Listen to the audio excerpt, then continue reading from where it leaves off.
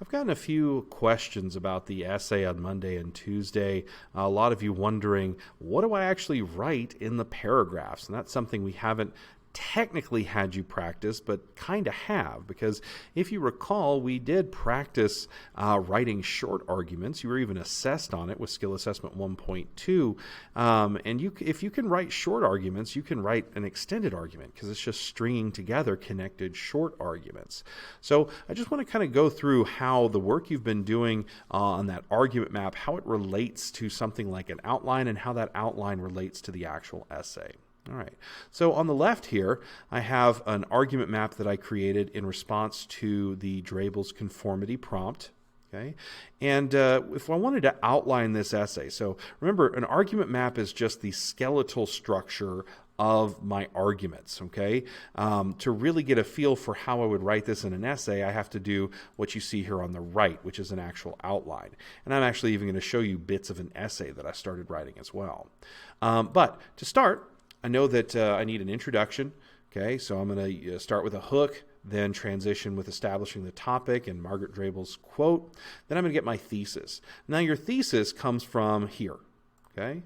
From these two statements, your primary claim combined with your primary premise. Okay? Those two statements combined make your thesis. So my thesis here is that our desire to conform outweighs our respect for objective facts, because conforming provides us with convenient, ready-made worldviews. Okay?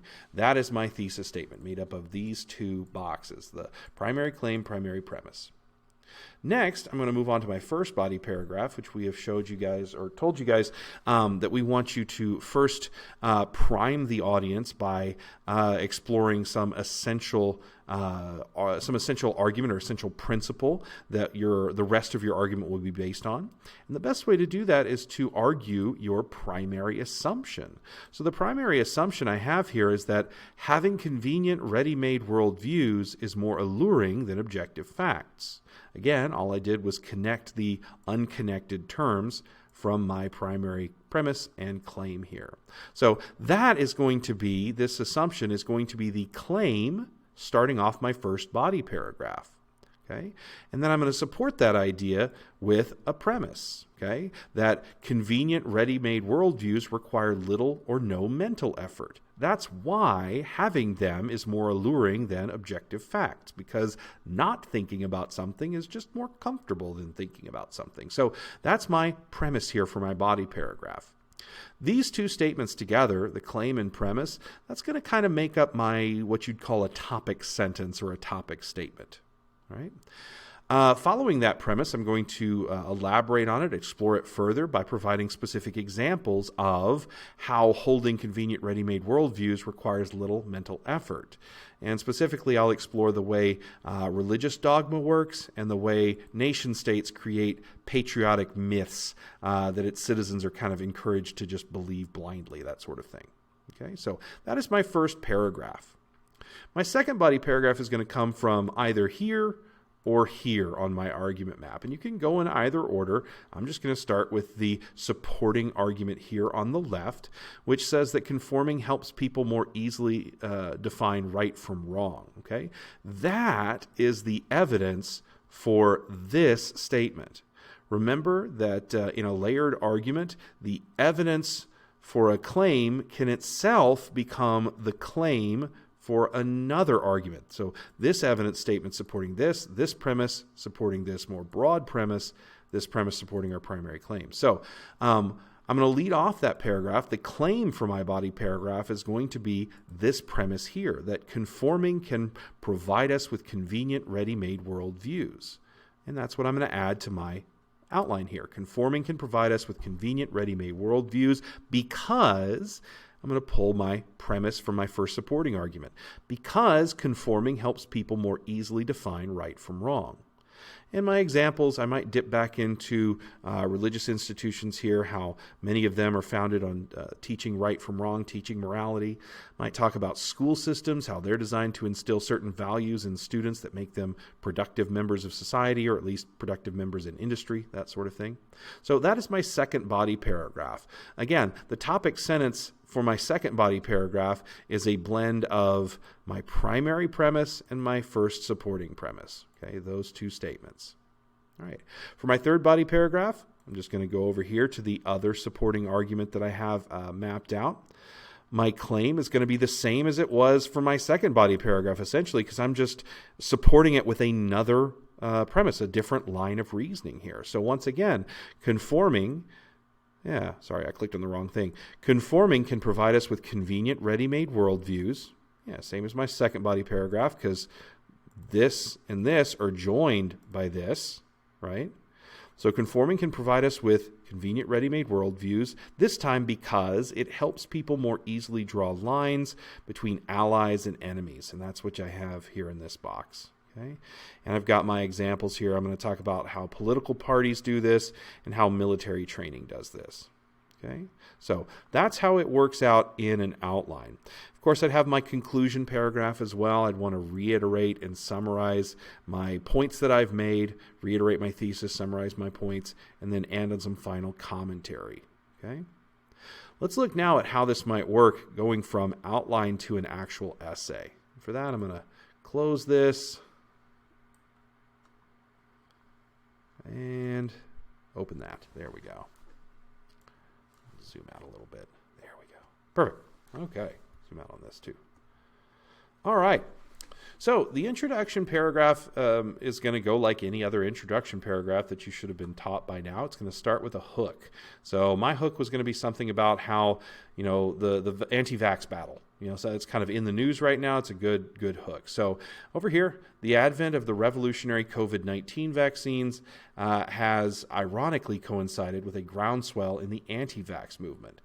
Conservatives across the nation are closing ranks to deny the science and reject blah, blah, blah. I'm just going to keep going with my hook there. Again, I don't have time to write this whole essay right now. Go through all of that, transition into what my topic is, establish Drabel's quote, and then I'll finally get to my thesis here. Drabel's claim is correct. Our desire to conform does outweigh our respect for objective facts because conformity provides us with convenient, ready-made worldviews. Okay, so there's my intro paragraph. Again, nothing tricky there. All right. Moving on, my first body paragraph is going to be that priming paragraph. Here I'm arguing that convenient, ready-made worldviews are more alluring than objective facts, so that's what I start with.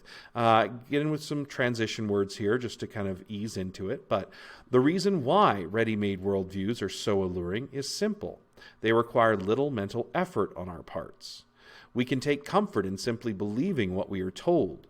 Religious and spiritual systems have relied on this fact for millennia, as their beliefs are couched in dogma and so on and so forth with the rest of my examples. Okay, so that's how you lead off your first body paragraph. You're just creating a topic sentence like you normally do out of your claim and premise from that argument. Okay. Moving on to my second body paragraph, I have to lead off with some transition again, but right after that, I'm going to get right into the topic statement and do it the same way. So my second body paragraph might start like this.